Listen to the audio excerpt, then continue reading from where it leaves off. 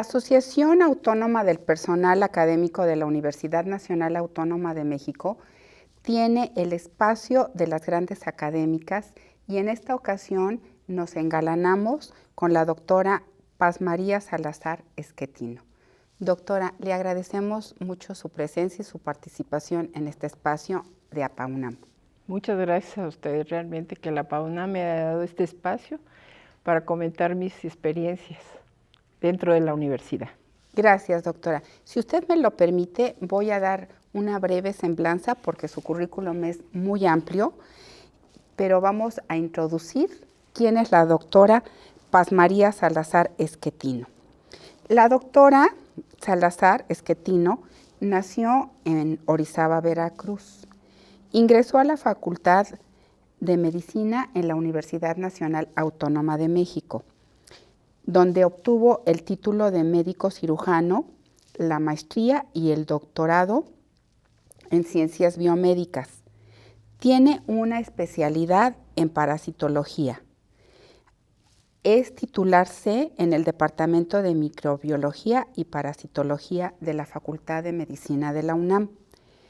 Pertenece al Sistema Nacional de Investigación, siendo investigadora nacional emérita del mismo. La doctora Paz María Salazar Esquetino fue coordinadora en el área ambiental y de salud pública, también en el pregrado y en la rama terminal de microbiología y parasitología del posgrado de la Facultad de Medicina de la UNAM. Sus investigaciones son en parasitología con énfasis de la enfermedad de Chagas. Ha colaborado en el estudio del vector de enfermedad de Chagas asociado a la virulencia del parásito, siendo estos los primeros estudios realizados en el país, y también ha realizado una estancia en el Instituto Tropical de São Paulo, en Brasil. La doctora Paz María ha participado en cursos internacionales en España y en universidades nacionales. Ha publicado 123 artículos, 2 libros de su propia autoría y 31 capítulos compartidos como coautora. La doctora Paz María Salazar ha recibido la mención honorífica y medalla Gavino Barreda en el doctorado de Ciencias Biomédicas, acreedora a la cátedra especial Dr. Manuel Martínez Báez. Ha tenido reconocimientos otorgados por la Sociedad Mexicana de Parasitología. Doctora, para nosotros es un privilegio poder compartir este espacio con usted de las grandes académicas y a nombre de la química Berta Rodríguez Sámano, secretaria general de la APAUNAM, le da la más cordial bienvenida. Mi nombre, Sonia Pardo, secretaria de la parte de equidad de género dentro de la APAUNAM. Doctora, su línea de investigación es muy interesante, pero si me lo permite, antes le quisiera yo preguntar a usted si nos puede compartir qué experiencia o influencia la llevaron a interesarse por la ciencia y la medicina. Bueno, realmente en un inicio, yo, como dijo usted, soy de Orizaba, Veracruz. Ahí estaba la carrera de licenciatura de Ciencias Químicas de la Universidad Veracruzana, y yo pensé que iba a estudiar primero Ciencias Químicas. Después, ya al entrar a la prepa, ya ahí sí determiné llevar a la preparatoria en Orizaba sobre medicina en específico. Cuando llego a México, para estudiar el segundo año, porque quería el pase directo de prepa a la UNAM, a la licenciatura, ya estaba yo dentro de la UNAM porque era la prepa 2. Y entonces, en ese momento, teníamos el bachillerato único. Y al llegar a la ventanilla ya para escoger la licenciatura, en esos años, la carrera de contaduría era una carrera que uno podía empezar a trabajar desde los primeros años. Y eso me llamaba mucho la atención. Sin embargo, ya al estar en la ventanilla dije, no, yo lo que quiero es estudiar medicina. A mí una de las cosas que me gusta muchísimo es precisamente poder apoyar a la gente. Entonces sentí que esta carrera de medicina podía en un momento dado favorecer esta situación. Excelente. Y cuando usted entró a estudiar, ¿cómo era en esa época la participación de la mujer dentro de las áreas médicas y científicas?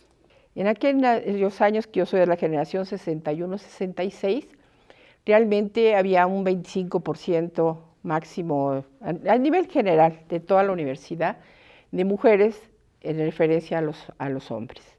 Sin embargo, al grupo que yo entré en específico, éramos 60 hombres y 60 mujeres.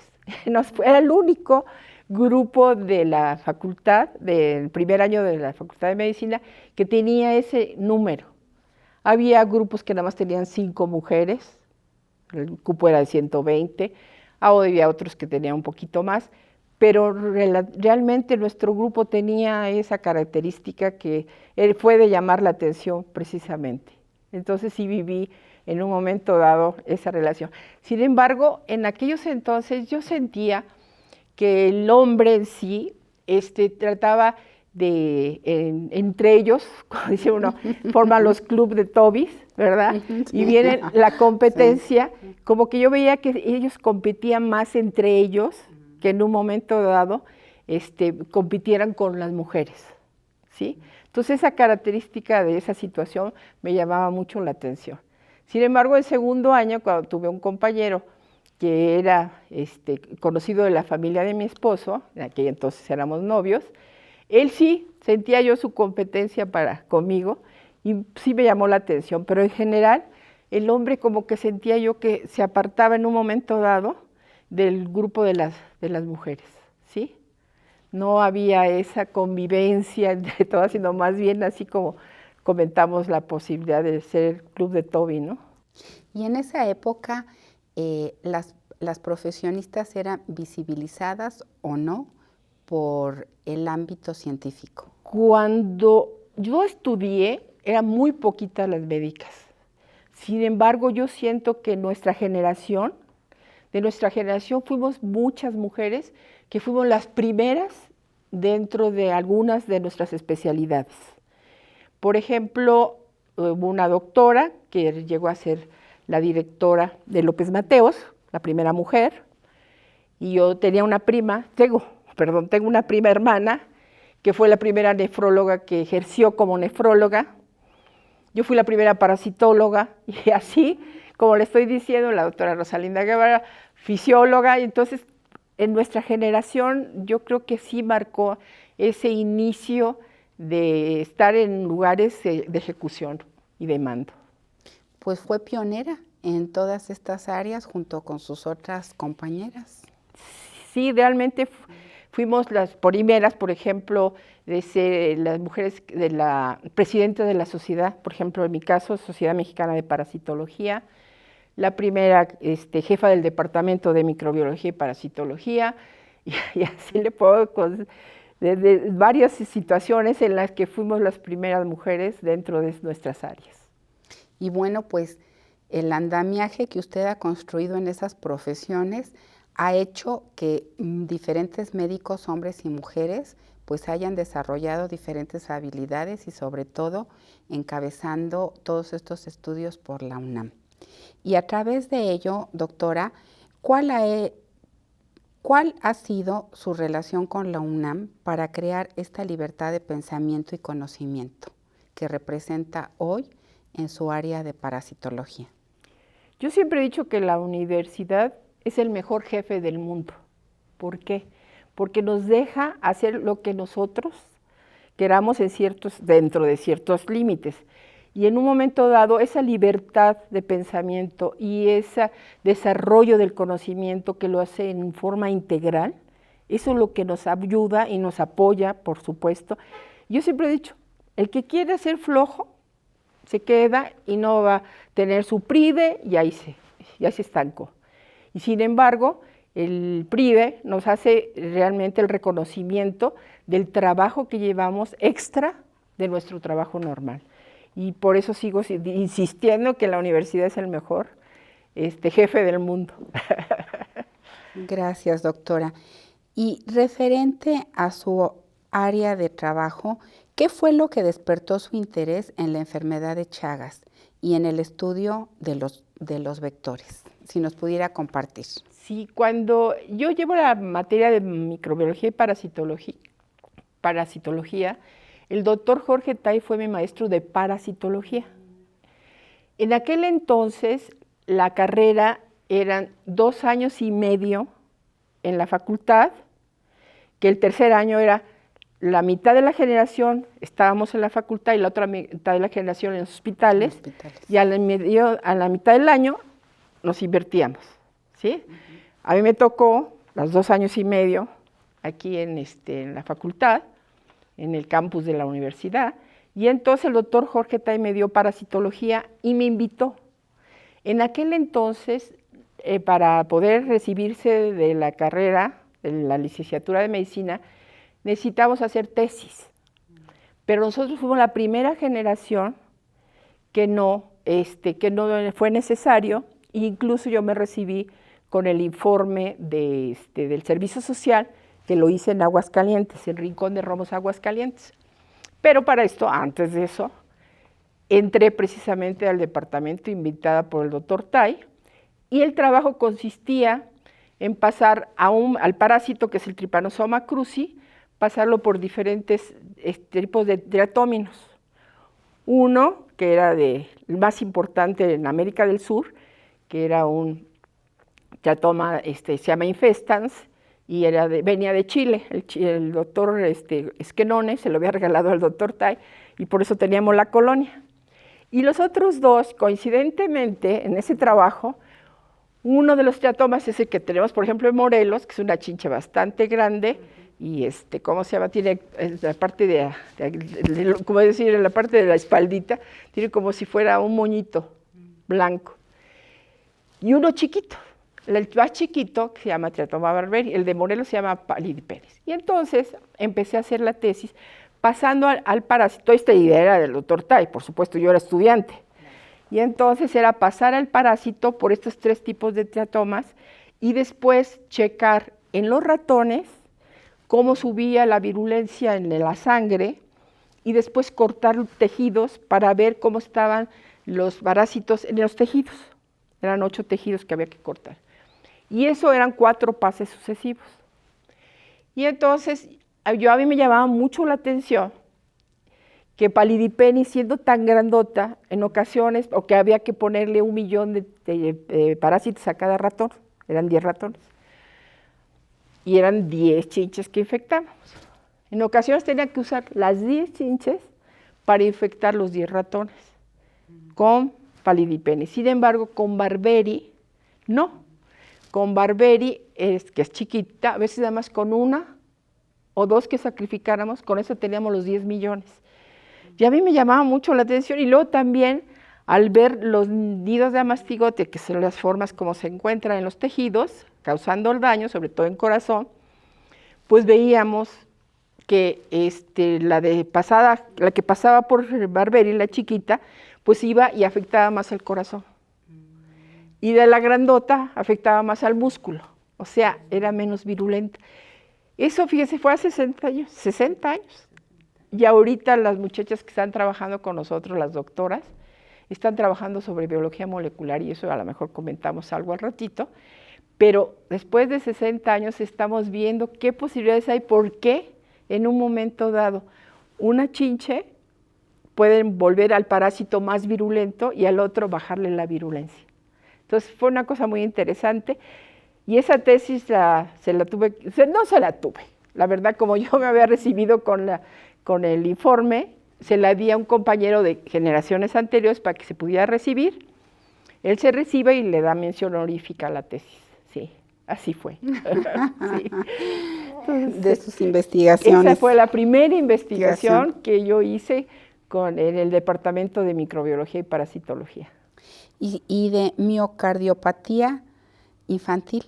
Eso ya hace unos años, más o menos, que será unos 10, 15 años más o menos, Primero hicimos un estudio en todo el estado de Veracruz y yo siempre he dicho que gracias a que la secretaria era mujer, la doctora Edith Rodríguez, ella nos facilitó todo para que nosotros pudiéramos realizar ese estudio, por un lado.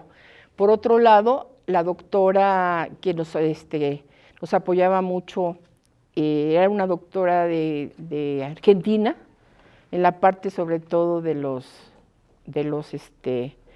poder diagnosticar, de hacer los antígenos. Con ella hicimos los antígenos, que son una de las cuestiones que tenemos incluso como patente.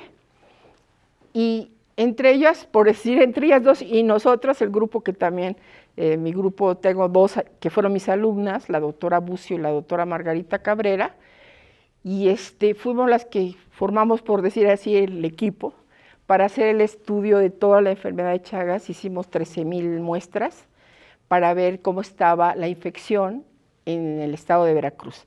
Entonces, hasta ahorita es el único estado de la República Mexicana donde se ha estudiado precisamente la infección en esta forma sobre la enfermedad de Chagas. De ahí, cuando todos terminamos, como TDR nos había dado, de la Organización Mundial de la Salud, los que apoyan estos proyectos, nos había dado dinero y compramos 3 electrocardiógrafos precisamente para que se estudiara la parte esta de la miocardiopatía, que este parásito lo que más afecta es el corazón, ese es el problema por lo cual se mueren las personas. Y entonces se dio en comodato un electrocardiógrafo en Tuxpan, otro en Córdoba, o sea, uno en el norte, otro en el centro y otro en el sur, ¿sí? Y rendimos esos 3, en comodato esos 3 electrocardiógrafos y se pusieron a estudiar. Entonces la epidemióloga de Tuxpan me dice un día, porque seguimos haciendo otros estudios, como por ejemplo si había transmisión transplacentaria. Y un día me dice esa doctora, ¿qué cree? Estoy haciendo estudios y estoy viendo estos niños que son positivos y tienen trazos electrocardiográficos correspondientes a un problema cardíaco. Y entonces ahí empieza la cuestión, no, pues esto definitivamente tiene mucho que ver, porque ya había habido estudios, por ejemplo, en Chile, en Colombia, buscando la miocardiopatía chagásica infantil o pediátrica. Más bien es pediátrica, porque es menor de 18 años, donde hacemos los estudios. Y habían encontrado el trazo y la serología positiva, pero no datos de la enfermedad como son taquicardia, como es disnea, ese tipo de cosas. Y entonces empezamos a hacer este estudio, precisamente primero en Veracruz, luego lo hicimos en San Luis Potosí, en la jurisdicción de Tamazunchale, que fue muy interesante porque realmente ahí sí de menor tenemos problemas porque la gente vive en chozas con pisos de tierra y todo, no tanto como los de Tuxpan. Tuxpan todavía tiene sus pisos a veces ¿cómo se llama? De loseta. Y ahí sí encontramos muchos casos. De niños, por ejemplo, a mí me llamó mucho la atención un niño de 11 años y después ya tuvimos otro que tenía un historial y que acabó muriéndose. Un muchachito que tuvo al principio, lo descuidaron porque dijeron, no se trata. La mamá dijo, es que se pegó con una rama, porque el primer dato de la fase clínica, cuando tiene fase aguda y fase crónica. En la fase aguda, de fiebre, y hay datos pero tiene un dato que es muy interesante, que es la chinche normalmente pica cerca del ojo. Entonces se forma un edema bipalpebral unilateral. Y entonces la mamá dijo, se pegó con una rama, lo lleva a Ciudad Valles, y en el hospital dijo, sí, se pegó con una rama. Y le empiezan a lavar el ojo, y qué sé qué, pero sigue la fiebre. Y como sigue la fiebre, le toman un, ¿cómo se llama?, barrido de sangre, y lo mandan a su casa. Y al año viene porque le estaba doliendo el corazón, y resulta que en ese frote, que se llama, de sangre, habían visto al parásito. Entonces, un año después, le dan el tratamiento, de tal forma que pues él siguió evolucionando. Aunque le dieron el tratamiento y aparentemente desapareció el parásito, sin embargo el daño ya se había empezado a desencadenar, porque son niños pues malnutridos y entonces en un momento dado eso favorece. De tal forma que cuando empezó todo eso tenía 5 o 6 años, y a los 13 años, que fue cuando yo lo vi a los 12 años, lo empecé a ver, incluso lo trajimos a cardiología, que no debería de ser, porque estaban viviendo en el nivel del mar, pero la inexperiencia que tiene uno, todas esas cosas, después dice uno, pero ¿cómo no piensa uno? Y sí, y lo sacaron la primera vez, vino ya con una hemiplegia, por una trombosis cerebral, el niño, precisamente producida, porque eso es lo que hace el corazón, manda trombos al pulmón y al cerebro, y fue lo que pasó con este niño. Y lo sacaron de cardiología de su problema, lo mandan a su casa, pero lo citan a los 3 meses. También los cardiólogos, ¿eh? Sí. Lo citan a los 3 meses, viene a los 3 meses, lo revisan, lo regresan y estando en Pachuca fallece el muchachito. Sí, la verdad, Damián, el caso de este niño sí, que estamos hasta ahorita, posiblemente vamos para publicarlo, porque sí es un caso que es muy importante. Sobre todo que tiene muchas variables que se desconocían, ¿no? Sí. De factores físicos, químicos, biológicos, sí. que no estaban contemplados. Sí, y entonces también hicimos, gracias al doctor Aparicio, en Querétaro, hombre, porque el primer los estudios que hicimos en estos 2 lugares, sí eran mujeres las que nos dieron el permiso y además hasta nos dieron todas las facilidades para poderlo hacer en Veracruz y en San Luis Potosí, pero el de Querétaro no, el de Querétaro sí era un doctor y él nos facilitó todo, hicimos todo el estudio y de ahí sacamos al final son 14 casos en donde se demuestra la patología del corazón en edad pediátrica de la enfermedad de Chagas. Y aparentemente, yo digo aparentemente porque hasta ahorita no he visto, es la primera publicación a nivel internacional sobre este tipo de padecimiento en los niños, o sea, que ya haya miocardiopatía, porque además dentro de la literatura está que la fase crónica es después de 15 o 20 años, y sí, 15 o 20 años que empieza, porque se llama una enfermedad silenciosa, porque empieza así de niño, no hay datos, y cuando hay datos es porque ya está destruido el corazón, y entonces no hay forma y normalmente se muere. Y entonces esa fase es de 15 a 20 años. Y aquí lo que nosotros vimos en los niños fue de que tuvieron la fase aguda, a que empezaron con sus problemas cardíacos, el menor tiempo fue de 1 año 8 meses, pero sí tenemos de 5 años, de 3, o sea, en un periodo muy corto. Lo que pasa es que es muy difícil de poderlo realmente diagnosticar. ¿Por qué? Porque, por ejemplo, nosotros cómo manejamos el que los niños tengan disnea. Disnea es la falta de aire. Entonces, yo era la que les hacía el interrogatorio, le decía yo, a ver, tú hace 1 año ahora sí que jugabas un partido de fútbol y no te cansabas, y ahora sí te cansas. Pues sí, ¿desde cuándo?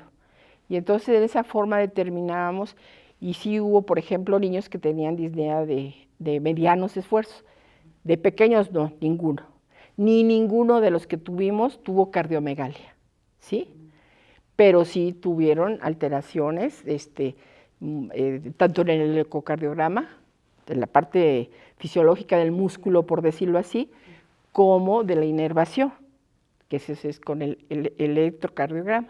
Entonces, entre los 2 tipos de estudios, sí tuvimos este tipo de alteraciones y así tuvimos 14 niños con Y ahí, fíjese la diferencia. Aquí en esta enfermedad, la mujer se infecta más, pero el hombre se enferma más. Así es que aquí también hay diferencia. Van a decir que vemos equidad de género. Equidad de género. Doctora, qué interesante todos estos estudios y sobre todo, pues, la investigación que se hace dentro de la UNAM.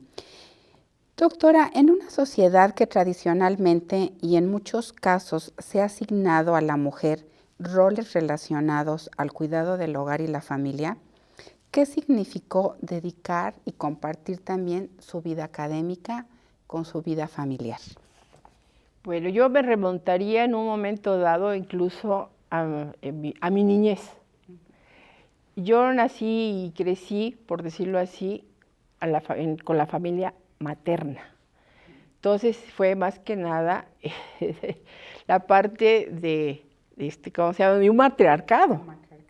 ¿Sí? En primer lugar, mi abuelo ya no existía, mi abuelita sí.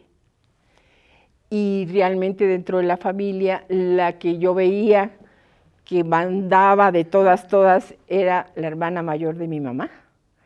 Y entonces toda esta situación me hizo crecer en un ambiente que aparentemente no hubo ni violencia ni nada hacia la mujer.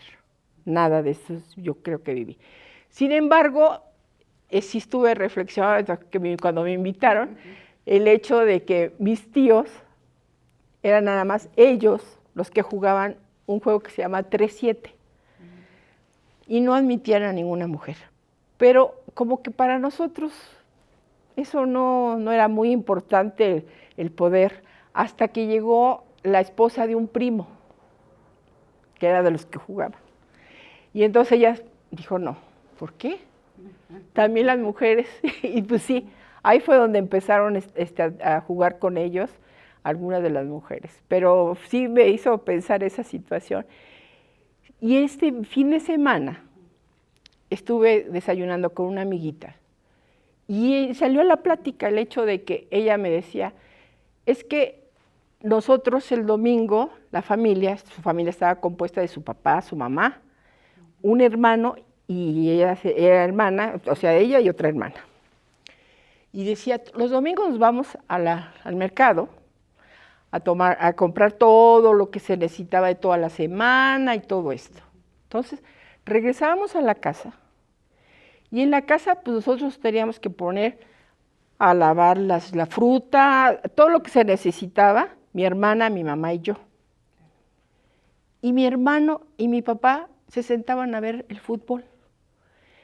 Eso es injusto. Sí, pero realmente yo creo que muchas familias de nuestro país tienen ese tipo de costumbres y hasta tradiciones.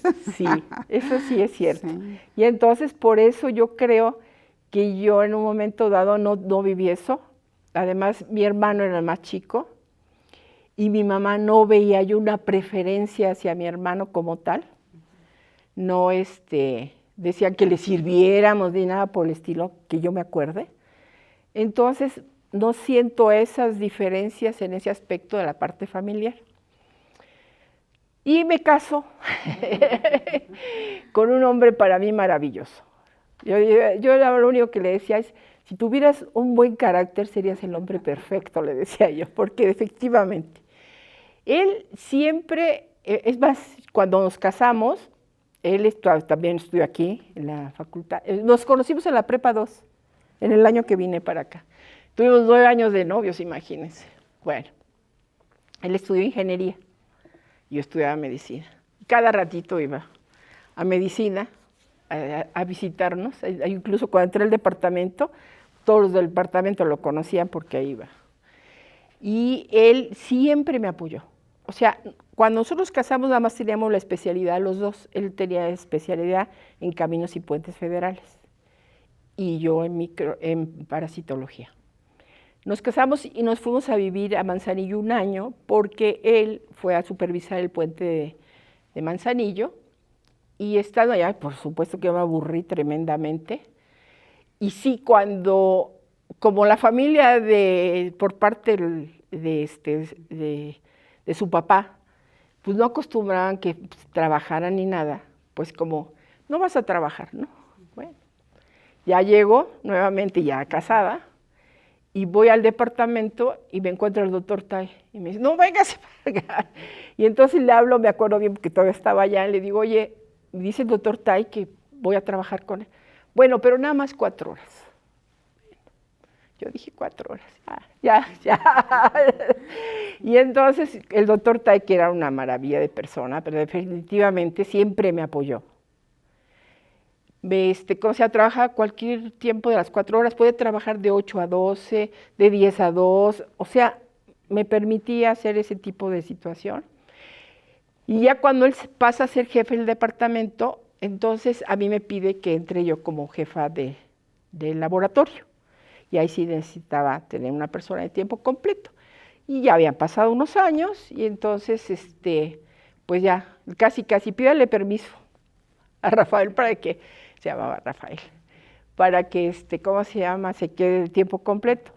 Y así fue como empecé a tener la plaza de profesor de tiempo completo, aquí en el departamento, y en un momento dado ya después también trabajé poquito más de 10 años en la neurocisticercosis. Estuve trabajando sobre otro mecanismo de infección en la cisticercosis y sí, tuvimos buenos resultados. Esa fue mi tesis de doctorado. Doctora, ¿nos pudiera compartir, si es tan gentil, cómo pudo lograr la combinación entre la parte de la academia, de la investigación, pues dando también la autoría de varios artículos y con la crianza de sus hijos y de su familia, porque de alguna manera usted ha llevado bien todos estos roles? Si nos pudiera compartir. Sí, mire, dentro de la parte de la vida familiar, por decir así, yo en un principio definitivamente cuando eran mis hijos más chicos, para mí era más importante la vida familiar que la académica, lo tengo que decir, definitivamente. De tal forma, por supuesto sin descuidar la académica, pero siempre estaba en el nivel 1 del sistema nacional durante muchos años y pues mis hijos eran pequeños. Tuve la fortuna de tener una madre que me apoyó sobre todo con los 2 mayores. Con el más chico, ya mi mamá estaba bastante cansada, sin embargo, también me apoyó. Y el apoyo de mi mamá fue fundamental para que yo pudiera equilibrar esa parte. Es más, estando ellos en la primaria, ella iba por mis hijos, que estaban, los más grandes, Rafael y María Gabriela, estaban, ¿cómo se llama?, en el colegio, y mi mamá iba a recogerlos. Entonces tuve todavía todo ese apoyo de parte de mi mamá para poderlo lograr. La parte es muy importante, y siempre lo he dicho, tratar de llevar un equilibrio, ¿sí? Porque no es tan malo irse a un extremo como al otro. Y entonces definitivamente siempre tratamos de que la vida familiar, mi esposo decía, tú puedes hacerlo en cierta forma, lo que quieras, entre semana, pero los fines de semana son familiares. Y así lo hicimos. De tal forma que yo hice el estudio de Veracruz cuando él falleció. Pues sí, porque no había otra forma. Entonces siempre traté de equilibrar esa parte y sí, él era una persona que se prestaba al diálogo, cosa que no pasa muy seguido y no hay muchos hombres que se presten al diálogo. Él sí, él se prestaba al diálogo y eso fue muy fundamental. Y luego tuve 3 hijos maravillosos, ¿sí? Mi hijo el mayor es profesor de la Universidad de Oxford. Mi hija Gabriela está en difusión, en la División de Investigación de la Facultad de Medicina. Y mi hijo el más pequeño es ortopedista, especialista en columna. Entonces yo creo que no le hice tan mal como mamá. Sí. En todas las áreas de su vida usted ha sido profesional y un ejemplo a seguir. Doctora, ¿qué retos considera que la mujer académica debe de tener en el equipo de trabajo que usted pues liderea finalmente en todas sus investigaciones? ¿Nos pudiera compartir? Sí, nosotros tenemos un grupo de trabajo, como siempre se los he dicho a la doctora Cabrera y a la doctora Bucio, que les digo que fueron mis alumnas de la licenciatura en segundo año. Y les he dicho, tenemos que trabajar en equipo. Entonces, una de las cuestiones, primero, el buen trato. Si nosotros tratamos bien a las personas, ellos responden de una manera maravillosa. Entonces, que se sientan las personas, no vamos, como dice la doctora Bucio, no venimos a ser amigas, no venimos a ser amigas, no importa eso, pero sí que se sientan bien, que se sientan a gusto trabajando. Y en este momento el equipo que tenemos nosotros dentro del Laboratorio de Biología de Parásitos es, por supuesto, la doctora Cabrera, que está a cargo más que nada de los triatóminos, y la doctora Bucio, que estuvo a cargo de los antígenos, y que ahorita ya tenemos 4 doctoras, que son todas biólogas, las 4, y están trabajando cuestiones de genética, biología molecular, porque nosotros lo que hicimos fue trabajo de campo, ¿sí? Realmente todo el tiempo estuvimos en el campo trabajando con las personas y todo eso. Y ellas no, pues ellas ya son de laboratorio, ya de proteómica, biología molecular, genómica, y eso que está trabajando ahorita. De eso que estudiamos hace 60 años, que vimos la diferencia al pasar el parásito sobre el triatómico, ahorita se está viendo precisamente las proteínas y glicoproteínas en los trabajos que nos está apoyando. En los últimos nos apoyó uno de GAPA, precisamente uno de ellos, y el otro nos está apoyando el CONACYT. Entonces, y nunca le he dicho a ningún muchacho que no puede entrar con nosotros. Sí tenemos 2 alumnos ahorita en este momento. Uno todavía está estudiando medicina, que fue mi alumno hace 2 generaciones, y el otro muchacho es de biología, que está haciendo ya su tesis de licenciatura con una de las doctoras. Entonces ya tenemos, por decir así, 4 generaciones dentro del laboratorio, y siempre tratamos de que se sientan a gusto trabajando, porque así es como se produce más. Excelente, doctora. Y pues finalmente toda su experiencia docente, ¿cuántos alumnos han pasado por sus aulas en diferentes semestres? Y quisiera preguntarle, para usted, ¿qué ha significado la UNAM en su vida? Sí, cómo no. Una de mis pasiones definitivamente es la enseñanza. Yo al tratar de, ver una clase que voy a dar, al momento de estar viéndole, estudiándole, yo estoy aprendiendo. Entonces eso a mí me encanta. Y toda la vida me ha gustado mucho dar clase. ¿Sí? Es una de mis pasiones.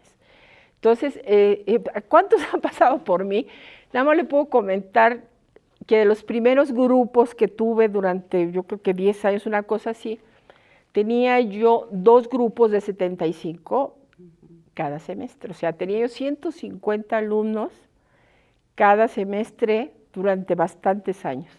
Ya después disminuyeron, y también, pero yo empecé a ser titular en el año 74. Empecé a tener, o sea, imagínense, ¿no? Ya llovió, como dicen. Entonces, 50 años dando clases como tal, aunque tenía yo ya más trabajando. Estuve en el laboratorio, tuve alumnos, pues, el doctor Alejandro Moar, que fue el director del INCAN, al doctor Roberto Tapia Conger, fueron mis alumnos. He tenido muchos alumnos realmente maravillosos en todos los aspectos, ¿sí?